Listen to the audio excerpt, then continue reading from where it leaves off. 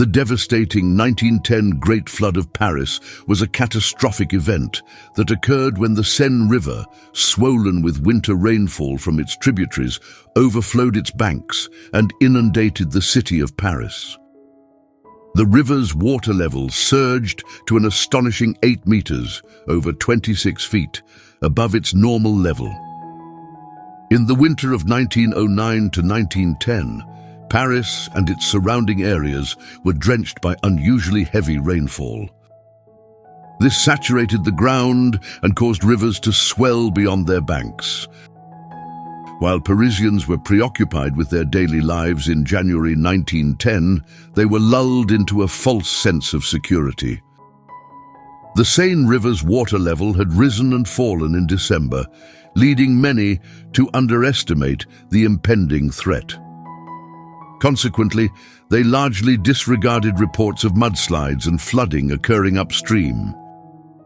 As the Seine's water level surged to an alarming 8 meters, over 26 feet, above its normal level, other warning signs were also overlooked. The river's current accelerated significantly, and large amounts of debris began to appear, yet Parisians remained complacent. By late January, the Seine River had overwhelmed Paris. Water surged upwards from overflowing sewers and subway tunnels, seeping into basements through waterlogged soil. The city's sewer system, overwhelmed and backed up, further contributed to the flooding. As a result, the basements of numerous buildings suffered significant damage. The river's powerful current carried an assortment of debris, including wine casks and pieces of furniture.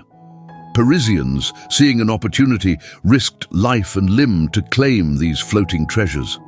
They leaned over bridge railings or even climbed onto them, desperate to grab the drifting items with poles or bare hands. While some were successful, most of the river's loot was swept away by the strong current. The square in front of Notre Dame Cathedral became a makeshift boat launch as the Seine River continued to rise. The river's current accelerated to a dangerous 25 miles per hour, its water turning a murky yellow and its surface becoming frothy. While the river itself did not overflow its banks within the city, it flooded Paris through a network of tunnels, sewers, and drains. These expansive sewer tunnels, engineered by Baron Haussmann and Eugene Belgrand in 1878, ironically amplified the destructive force of the 1910 floods. Paris sits at the first of 6 horseshoe bends in the riverbed, each looping back on itself as the water flows downstream. Combined with the gentle slope from Paris to the ocean, the city's low elevation of 250 feet above sea level means that once a large volume of water reaches Paris, it has little incentive to flow quickly. This volume is substantial, as the entire Seine basin, encompassing over 48,000 square miles, feeds into the river. In the towns surrounding Paris, both east and west, the situation was more severe. The river rose above its banks, directly inundating the surrounding landscape. Winter floods were a familiar occurrence in Paris, but on January 21st, the Seine River began to rise at an alarming rate. Parisians, rather than fearing the impending danger, initially viewed the rising waters as a curious spectacle, gathering on the streets to watch the river swell. Over the following week, however, the situation escalated rapidly. Thousands of Parisians were forced to evacuate their homes as water seeped into buildings and flooded streets across the city. Essential infrastructure, much of which was built within the city's sewage system to keep streets clear, proved particularly vulnerable to the rising waters. Police, firefighters, and soldiers navigated the flooded streets in boats, rescuing stranded residents from second-story windows and delivering vital aid. Displaced Parisians sought refuge in makeshift shelters established in churches, schools, and government buildings. As the water level neared the top of the quay walls lining the river, workers raced against time to construct hastily built levees, successfully preventing the Seine from overflowing its banks. Once the Gare d'Orsay rail terminal was inundated, its tracks were soon submerged beneath a meter of water. To navigate the flooded city, residents resorted to boats or a network of wooden walkways constructed by government engineers and civilian volunteers. As the floodwaters rose, enterprising Parisians established makeshift ferry services to connect neighborhoods cut off by the rising waters. Boats navigated the flooded streets, providing essential transportation. The police reassured riverfront residents that if necessary, the city would row them home. Parisians built passerelles, wooden walkways, to navigate the flooded city. Alongside boats, these walkways became essential transportation routes during the flood.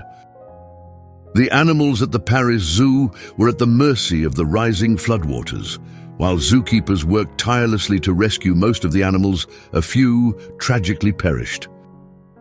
Politicians and city leaders, including the president, prime minister, and police chief, visited flood victims to express their sympathy. Immediate action was taken to pass legislation authorizing millions of francs in loans, grants, and other forms of assistance. The flood fostered an unusual sense of intimacy. Police and soldiers arrived unannounced at strangers' doors, bearing essential supplies.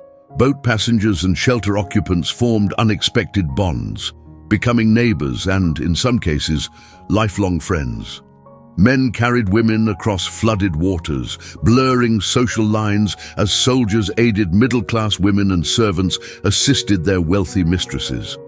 Men carried other men on their backs, and parents entrusted their children to complete strangers for brief moments to ensure their safety.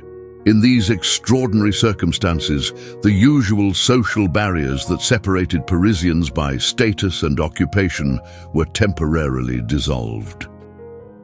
Yet beneath the surface of unity, discord and tension began to emerge. Looters, driven by desperation or greed, broke into abandoned homes.